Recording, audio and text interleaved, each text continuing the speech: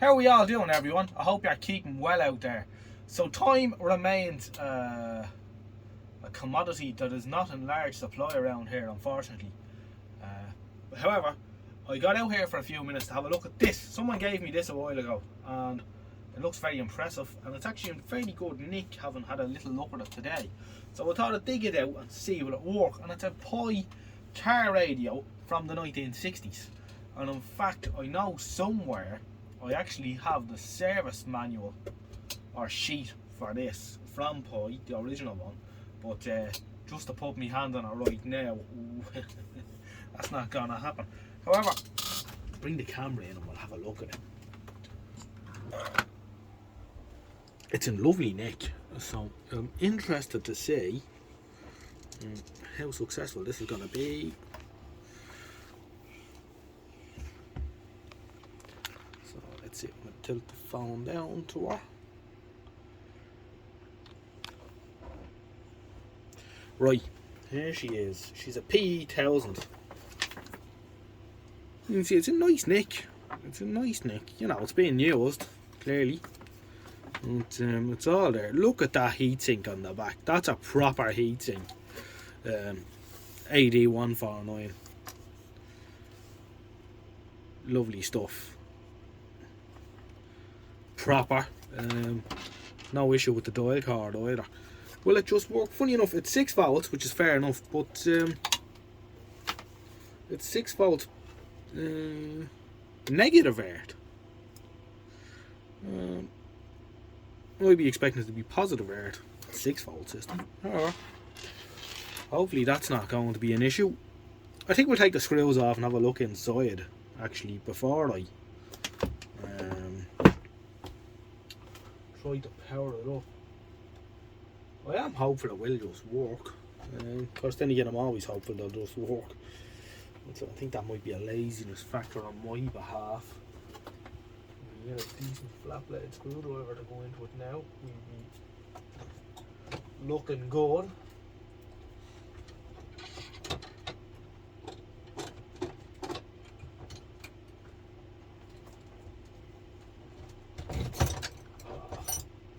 Even the screwdrivers are displaced all over the place at the minute because I'm doing work in the house. And you know how it is. It's never simple.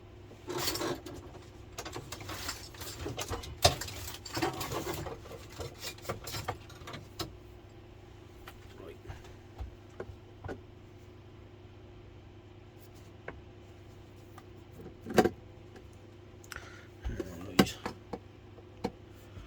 It'll be interesting to see the construction of this.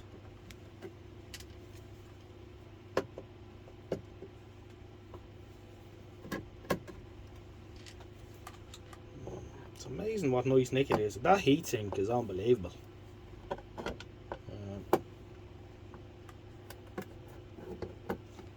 Nicely made bit of gear. And of course, car radios are always such good performers as well. You know, they put because they have more or less unlimited supply of current, unlike a battery transistor radio. You know, they can put a beefy output stage in them.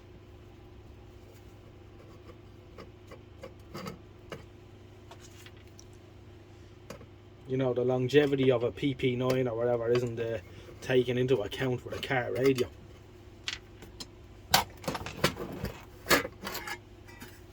Oh, lovely. Look at that. Isn't that a work of art? Let's just zoom in on this. Proper old school. Let me just I'm not using my usual camera stand tonight because it's actually in the van. I'm too lazy to go out and get it. It's too cold outside. It's very cold here at the minute. So look at this. Well, we are ready. The eagle-eyed radio restore among you will see the problems that we may encounter on our way. And of course, that is in the form of our little friends here, the AF117s, who, if anyone is not aware, they suffer from tin whiskers inside the body, which short out the junctions of the transistor to the metal case on the outside, which is grounded, has a ground wire that's used as a screen. Now, a quick get around this, and it usually works quite successfully, is to just snip the ground wire off the transistor, and normal service should be resumed.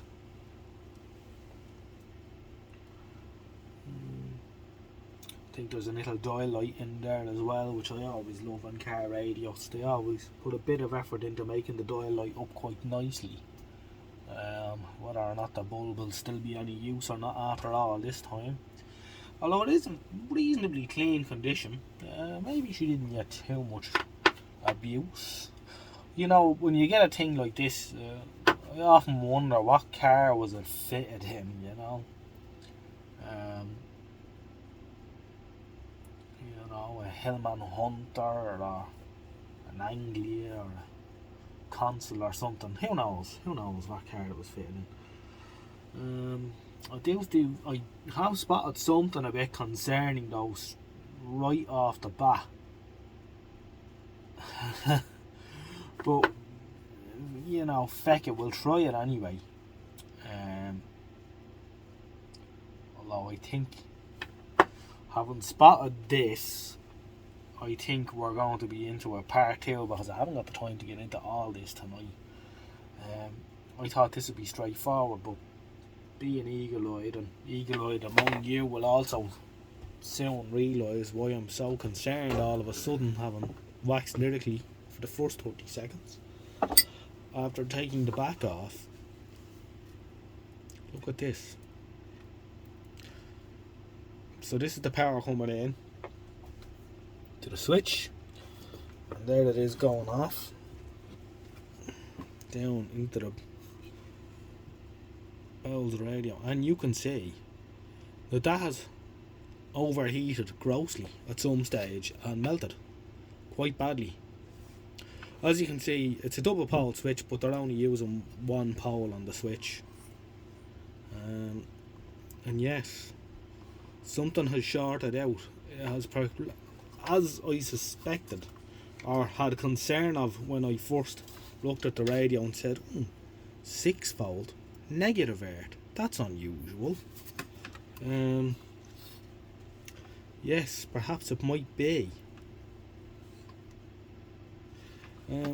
Permeability tuning, and I noticed there's 3 pots, so has it got a tuned RF stage as well?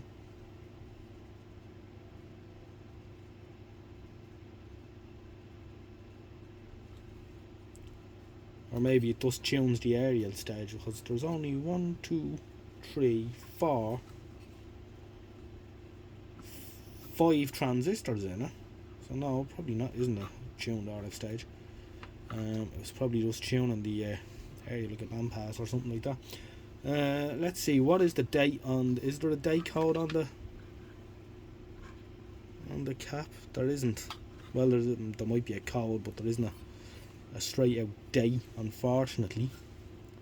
There isn't a stamp on it or anywhere, just so we'd know. But I think it's mid 60s.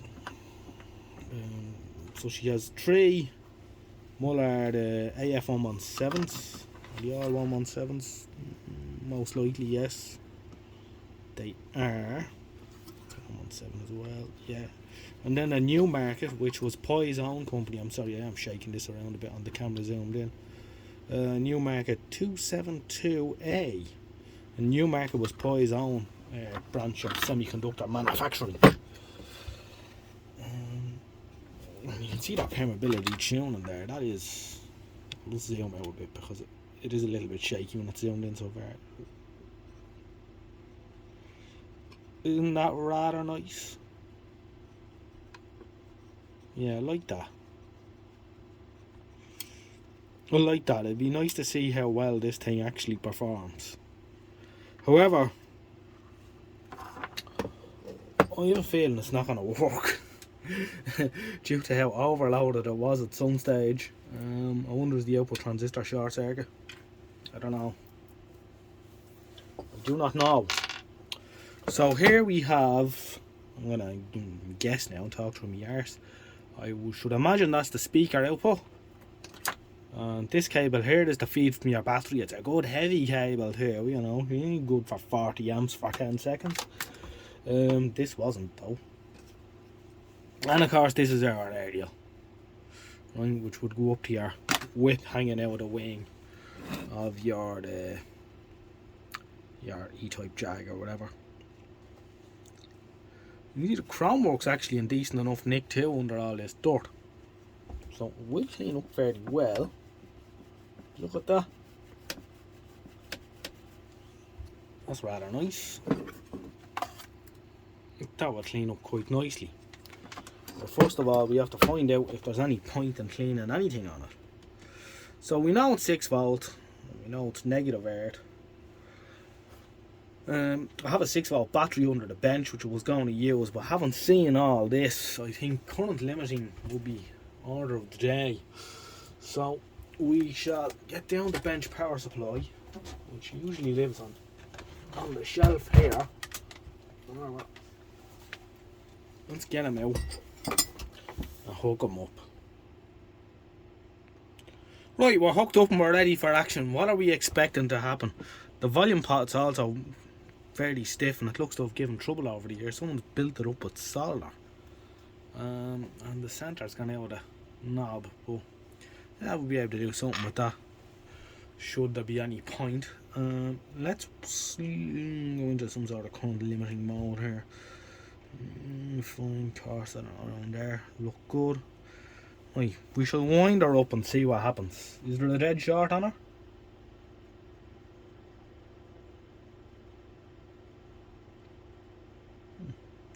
Not much of anything happening. There we are at 6 volts. Oh! That escalated quickly. That escalated quickly, didn't it? It looks like there's a dead short of some description there. So here we have 1.40 amps. I bet if I wind that up, that voltage isn't going to come up. No.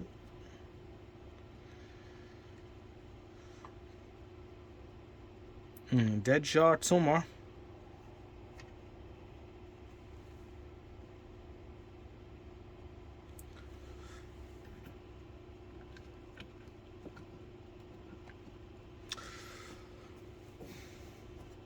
There's a dead short somewhere.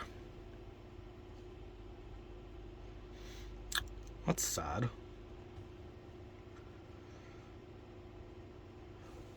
So we shall have to go investigating further.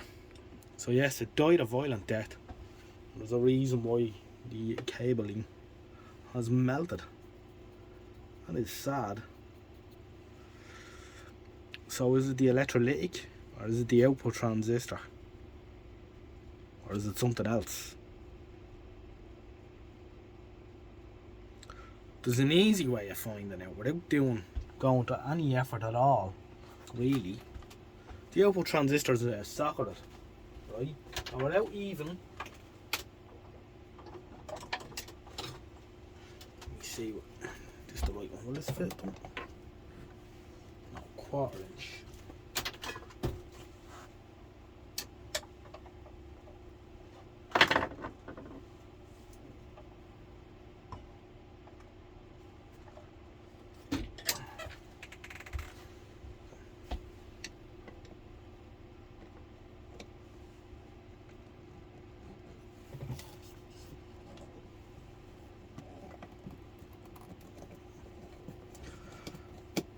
Let's just pull the output transistor out, turn it on again, and see if the short's still there. That'll tell us pretty quick. The other thought that crossed my mind as well, actually, just thinking about it when I had the camera paused, was that, well, this is 6 volt. Perhaps someone thought it would look good in their 12 volt car. And the radio took umbrage with the fact that it was being asked to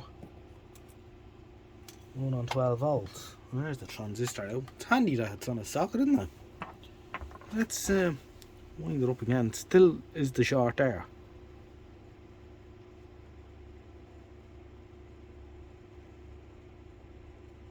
No. There we are now at 6 volts ish, drawn 48 milliamps, which seems a touch on the high side without the output transistor in place, but certainly better than a dead short. So the transistor's knackered anyway. Definitely. That's sad. Sad but interesting. I suppose now what we could do is I could get out another piece of equipment for the crack and we could see if it's doing anything at all. Okay, so we've got the old Philips signal tracer out, and a lovely bit of kit it is too. And we've been darting around with the end of the probe. Here she's toned up fairly loud. Nothing, dead. And I've been probing around, dead. Don't think the oscillator's running. So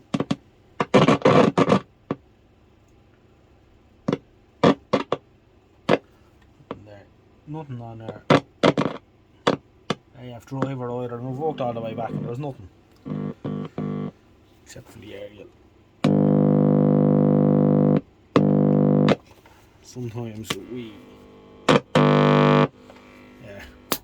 sometimes RTA and long wave comes in when I do that. Not tonight though. So I'll tell you what else I'm inclined to do. Without making any voltage checks or anything at all. Snip the screen leads on the AF 117s just to see will she burst into life. We go for the first one.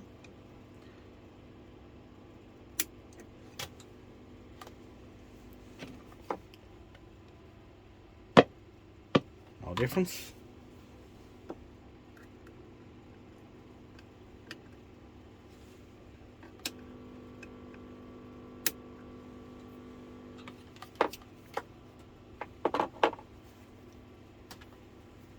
Keep our probe grounded as well.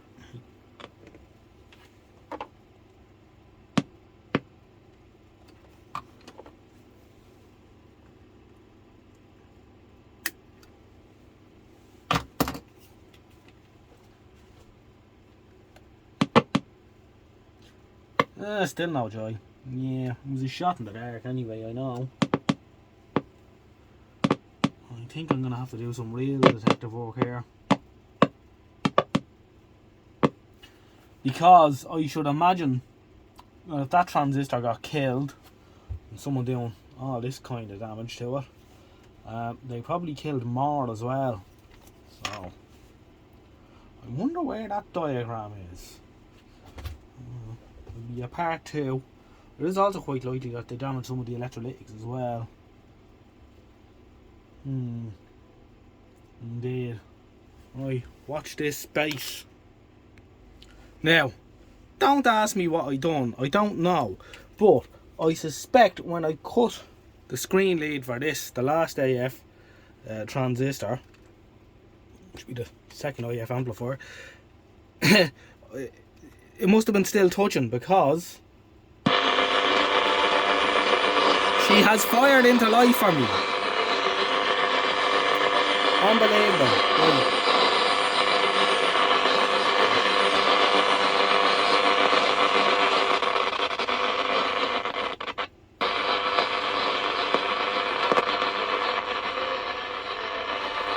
So all that's wrong was the output transistor got the brunt of whatever someone did to it. Let's have a tune around.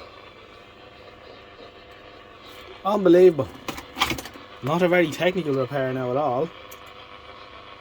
However, and put a ground on it as well. Oh yeah, listen to that. Now the dial bulb is blown, unfortunately, but it's working. Let's have a see. SimonDonalds.com for opening times. 5 minutes down. 5 hours to go. 5 to 1 win. 5 bets in the thunder. When it comes to racing, Turn off the noisy lights in here. on Saturday. time with e-racing bet bundles from Coral. You can get a bundle of 5 bets for double the value or more. Choose a £2 classic or £5 premium. E-racing bet bundles. So we're on medium wave.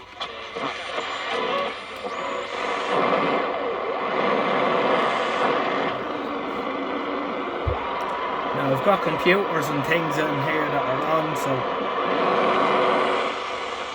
now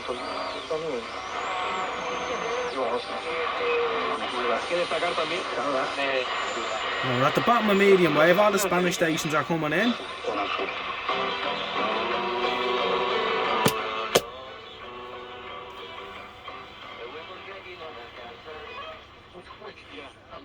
Than anyone. Then you've got Johnny Sexton, so well connected to that as a defensive line. Rossi.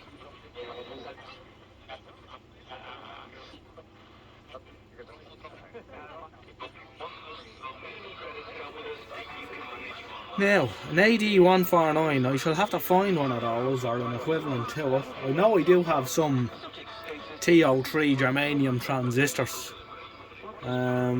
in stock, OC28 and stuff like that. I don't know if they're equivalents or not, but we'll find out.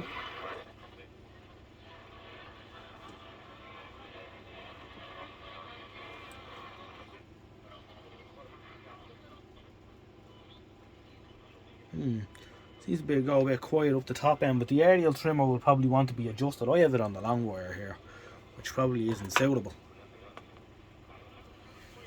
Let's bring up the sensitivity a bit.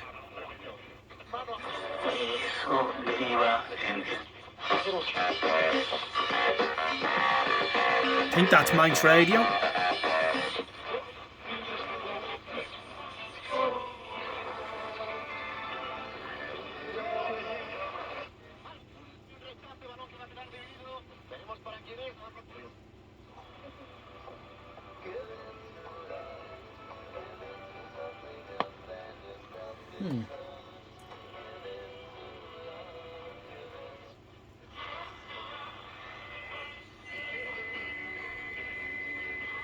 I think that's Gold. Sounds like one of the 3 songs that Gold plays. Moving at the top now.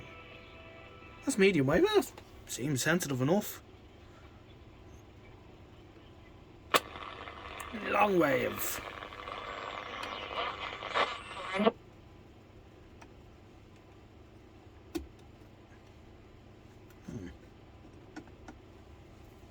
Action has stopped.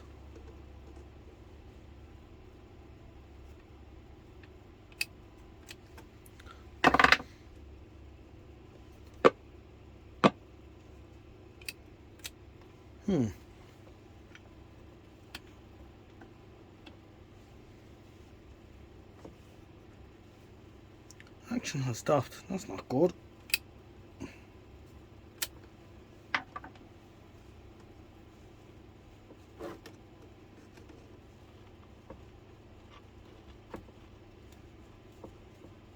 She stopped oscillating all of a sudden.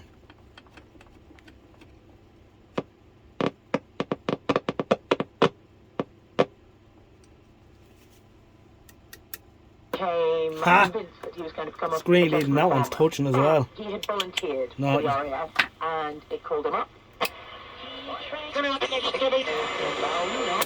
Long wave. What can we hear? Station down the bottom of long wave. Turkey are one of them.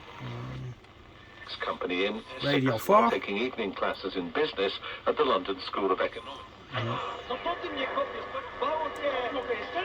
Poland on 224, is it? Have you seen my cup? All the best, An RTE? Helen. Hi, Helen. I didn't know we had specified cups in the house. Which cup is your cup? It's the red cup. Terriers on it. The only cup that's not white. Alright, I think it's worth pursuing further with this one. Typing for ages.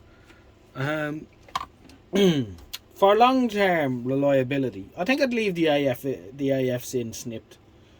For now, probably change the electrolytics, and then do the dial bulb, obviously, and dig out an equivalent. I think actually I might have one of those AD149s around somewhere in something, possibly. Anyway, I know I have germanium TO3 power transistor somewhere, something would be suitable. So that's it. I'm going to leave it at that for now. Thanks very much for watching, and we'll catch you again in the next one. That's how to bumble your way through a 1960s germanium transistor car radio. Thanks for watching, and I'll catch you in the next one. Good luck for now.